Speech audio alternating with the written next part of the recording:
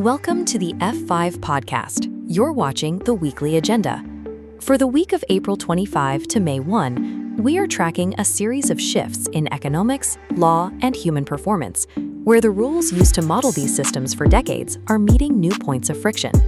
We begin with the geopolitical supply shocks currently derailing the Federal Reserve's timeline for lowering inflation.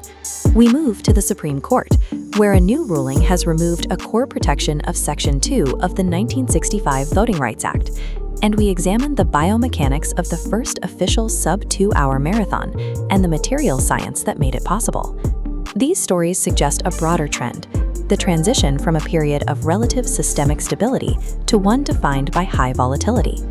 Data released by the Commerce Department for March shows headline inflation jumping 0.7% month over month, bringing the annual increase to 3.5%. Core inflation, which excludes volatile food and energy costs, rose 0.3% in the same period.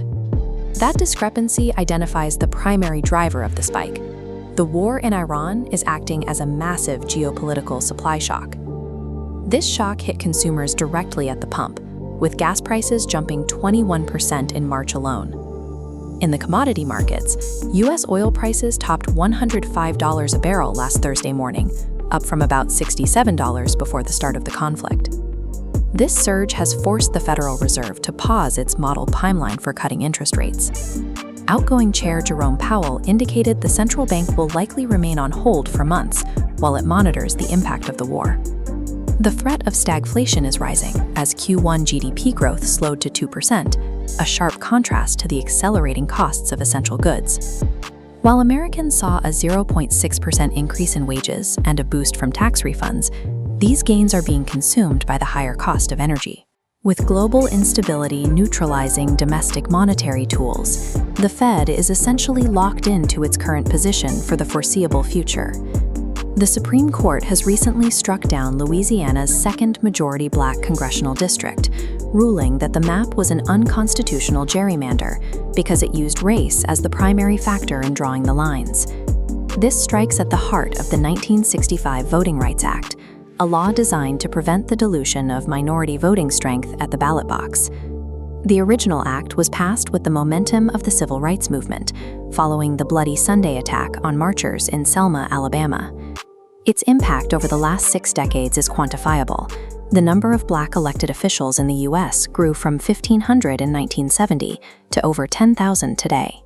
However, federal protections have been narrowing since the 2013 Shelby County decision, which ended the requirement for certain jurisdictions to get federal approval before changing election laws.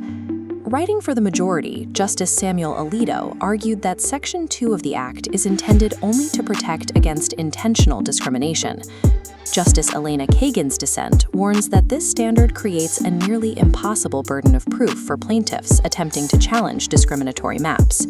Without federal intervention, mapmakers are free to use cracking and packing, the practice of splitting or consolidating populations, to diminish the impact of minority votes. In Louisiana, the redrawing of these maps has already placed Democratic Representative Cleo Field's seat at risk as the state prepares for its primary. This decision effectively ends 60 years of federal oversight, returning the final authority over electoral boundaries to state legislatures. On Sunday, Sebastian Sawe won the London Marathon in 1 hour, 59 minutes, and 30 seconds, becoming the first to officially break the 2-hour barrier. To put that in context, the world record in 1999 was 2 hours, 5 minutes, and 42 seconds. Since then, runners have been gradually whittling away at that time. Eliud Kipchoge broke the 2-hour mark in 2019, but that was a controlled experiment with rotating pacemakers rather than an open competition. Sawe's victory in London has shifted the conversation from athletic training to the role of technology doping in high-performance footwear. Sawe wore a 3.4-ounce shoe, relying on a curved carbon fiber plate embedded within layers of high-rebound synthetic foam. Weighing less than half a standard shoe, the plate acts as a mechanical spring, reducing the energy required for each stride. The impact is systemic. Tigst Assefa used similar technology to set a new women's-only record of 2 hours, 15 minutes, and 41 seconds on the same day. These advances in material science have moved the technical ceiling for human speed, effectively decoupling marathon performance from purely biological limits. We'll close out the agenda with a rapid-fire look at the week's quick hits. A father and daughter team in New York has pleaded guilty to running a $2 million forgery ring, passing off more than 200 fake works by artists like Andy Warhol and Banksy.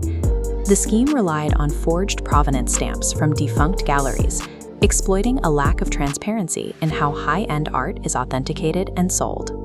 In Los Angeles, TikTok users are participating in Scientology Speedruns, where participants film themselves running through the church's information centers.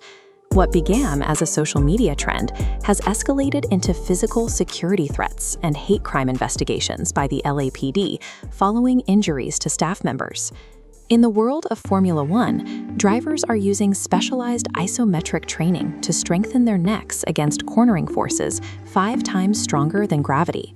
Sports medicine specialists are now recommending these same F1 routines to office workers to help mitigate the chronic neck and shoulder pain caused by tech neck.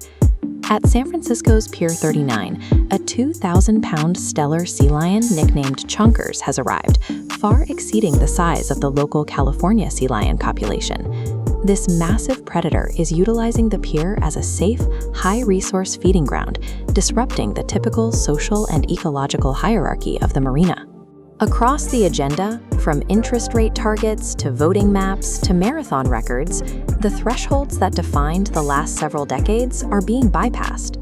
As these established frameworks fail to account for new geopolitical and technological variables, the models used to predict these outcomes are becoming increasingly less reliable. Thank you to our listeners for tuning in to this edition of the Weekly Agenda.